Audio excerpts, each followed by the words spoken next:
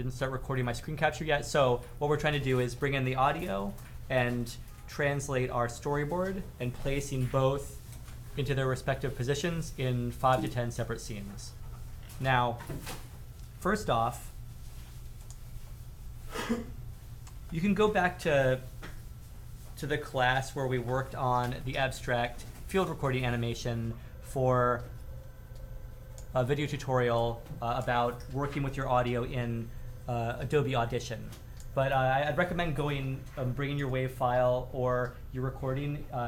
If you record, for instance, using your video recorder in your phone, you'll want to bring it to Audition and then just do a simple save as or export in order to separate out the audio from the video that way. So let me bring my audio in to Audition. And I could, I already have a WAV file, and I can go in and cut it up here if I want, shorten it. And you want to get it down to at most a minute, between 30 seconds and a minute.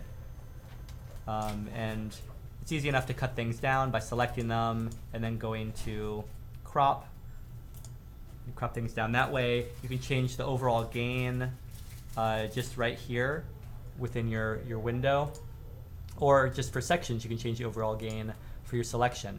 Then you also have the option, there's a lot of, you have such a range of controls here, but I like to use the EQ to bring out, if you want to take out some of the environmental sound, you can work on that using one of the graphic equalizers, and then eventually you apply.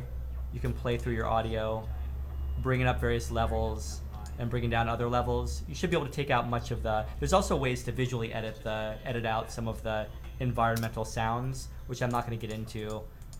You can kind of explore that on your own if you want. Once you're done with your audio in Audition, if you don't need to work on it in Audition, just bring it right into Animate, because we're actually going to cut it up into our separate scenes within Animate itself. So once you're done with if you're using Audition and you're done with your audio in Audition, just do a File, Export, File, and just save it as a WAV file, ideally, so it's uncompressed. And make sure when you save it that you change, if the bit depth is set to 32-bit, you take it down. It should be able to handle 16-bit fine, or you can take it down to 8-bit. I'm just going to say 16 just to double check that Animate can tolerate 16. But by default it was set to 16, so I think I'm good to go. Let me change my location to desktop. Okay. So do that. Once you have your file saved, you can go into Adobe Animate. Remember that our final working file is going to be 1920 by 1080, which is the 1080p standard in HD television and video. So it's going to be a high def standard that we're working towards. You can always change this content too. The frame rate is either 24 or 12 if you plan to use a lot of frame by frame animating. So once you get this open, we're going to get the skeleton of the narrative set up. And what you want to do, you can either scan in, as Zuleika is doing there now, scan in your storyboard drawings if you like, or you can just draw your images in this rudimentary way. It could be as rudimentary at this point as you want, but just think about, that's nothing, right? Just think about what your shot's gonna be. Be thoughtful about that. I highly recommend that you use, if you're not a great drawer, use photographic sources to copy over these photographic images. You can even use the photographic images themselves. You can collage different photographic images together. We haven't gone over this exactly, but you can actually bring in JPEGs and turn them into motion tweens, okay? I'll go over that again as we move forward in the next weeks. Okay, you can motion tween any external image. So if you want to actually animate photographic images, and we can even talk about cutting up photographic images in Photoshop so that they're actually cut to shape, so you're not working with some kind of rectangular JPEG. We can actually cut them to shape in Photoshop and bring them into Animate in order to create our own kind of photographic puppets. Or if you choose to scan in your own drawings of characters, we can cut them up in Photoshop and have separate moving parts. So if you want to go that route, we can talk about that in the future. But anyway, for now, get your drawings in there. scenes, when you begin to divide different scenes, scenes are basically like separate timelines, and the scenes will play one after another in whatever order you establish, one after another until they end, and then it will repeat at the beginning again. In our final export, it won't repeat. It will just play them through, and then it will stop. That'll be the end of the video. To make multiple scenes, you won't see the scene window or the scene panel when you first start up Animate, but you can go into Window and scroll down to near the bottom where you find the scene panel. So it doesn't look like much. So you start off with only one scene. Your first timeline is scene 1. And you can name these things by double-clicking, or just leave it as scene 1. You can create different new scenes by just going to the bottom here, Add Scene. And you'll want to keep this thing open or available. You can go between scenes, scene 1, scene 2. And eventually you want to get just a basic drawing of your respective scenes in each scene to start off. And here's what I have here. And you can allot whatever time to each scene you want. Eventually you're going to have to give each scene the amount of time that's consistent with whatever audio you're putting into that scene, right? So here's what I've created here. I've created all of my 8 scenes for my story of the cat incident. I just made simple drawings with my Wacom, and scene 1, scene 2, scene 3, scene 4, scene 5. I'm not great at naming things, so I just left it. And you can always, actually, when you have multiple scenes, you can always change the ordering, as easy as that. But it's not something you will automatically know that scenes can be made and like where you locate them. But take a look. The way the scenes play out is like this. You can go to Control. If you wanted to see how all the scenes play out, to watch your whole narrative, go to Control and Test. And it's going to play, I don't know why I did that. It's going to play through all your scenes in order. And they'll be given as much time allotted to each scene as you've actually defined for each timeline. So once the defined frames in each timeline end, it'll go to the next scene. And so we're not done at this point. We also want to put in our audio. And so this is how I'm going to place the audio. I'm going to go to scene 1, and let's see. I have my library here with my audio available. It's not available yet. Let me import my audio. Import to library. I'm going to import to library because importing to stage it gets messy with audio.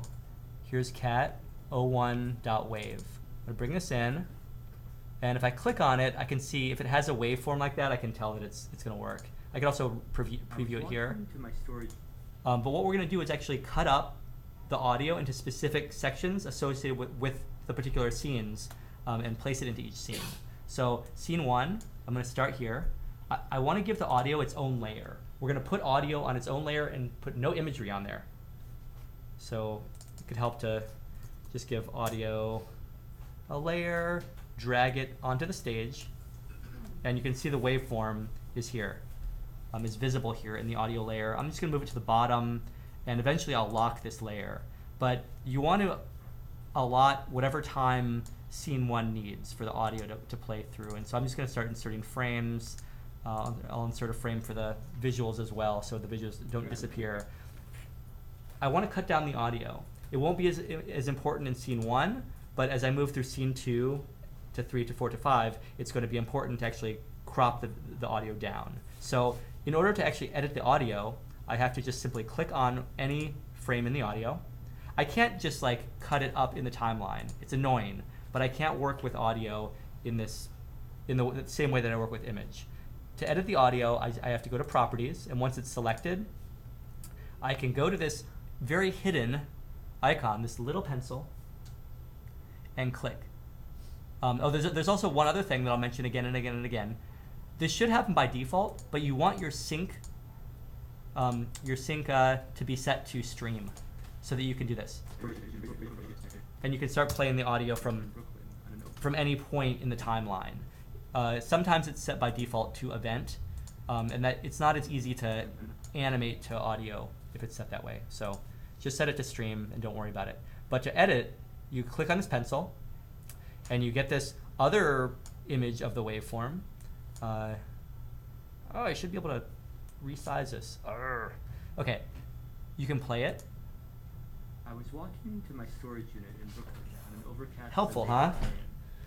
I was startled by the cries of a cat. Sound of our own which voices. was Okay, you can also zoom out to see as much of the waveform as you want.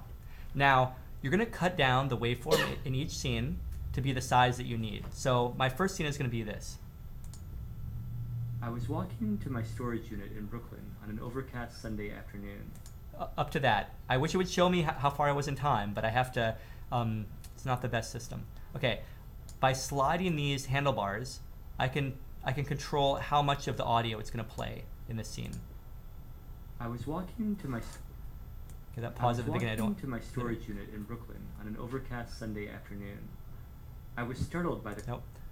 So you can kind of see where the pauses are based on how the waveform shrinks or compresses. I was walking to my storage unit in Brooklyn on an overcast Sunday afternoon. Okay, so it looks like I cut it down to the right size. And whenever I get it cut down to the right size, I say okay.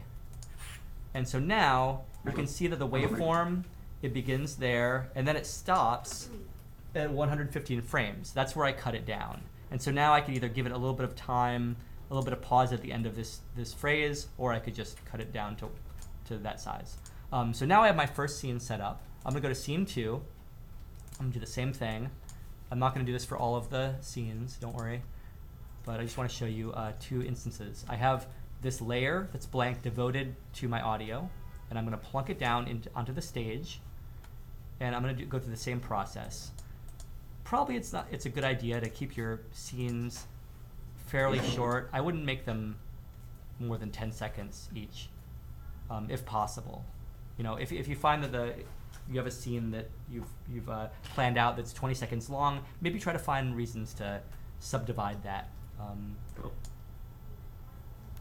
But you know, it's up to you. We can talk about those decisions if you like. Okay, so I'm going to edit this one as well. I can go to the properties, make sure I have my audio selected, and then click on this. You know, make sure it's on stream, which it should be, and then click on this little pencil to edit. And now I want to start my audio. I'm going to zoom out. Start my audio at the place where I ended it the last time.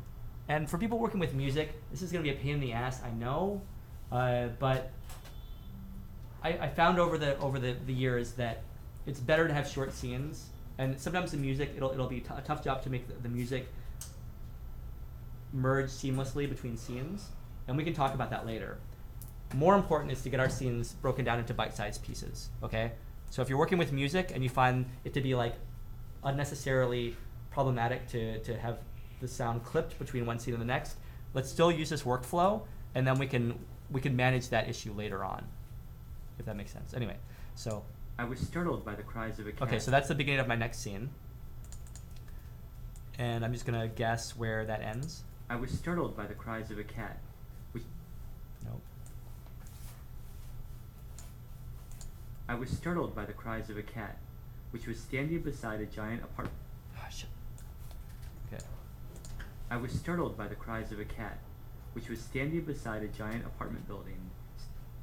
How about this?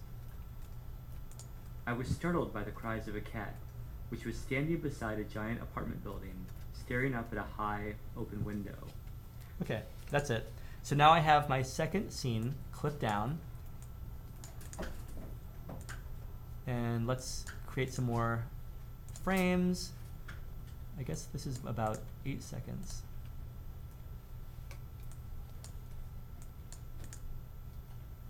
Oops.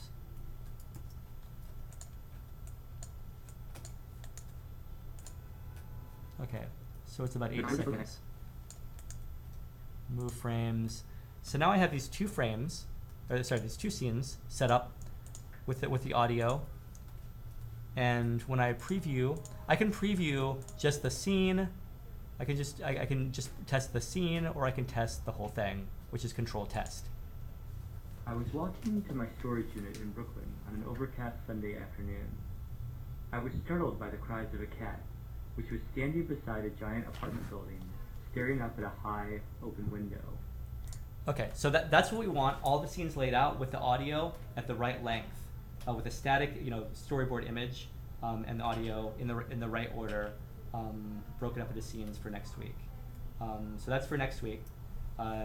Any questions about that? This video tutorial will be available for you online.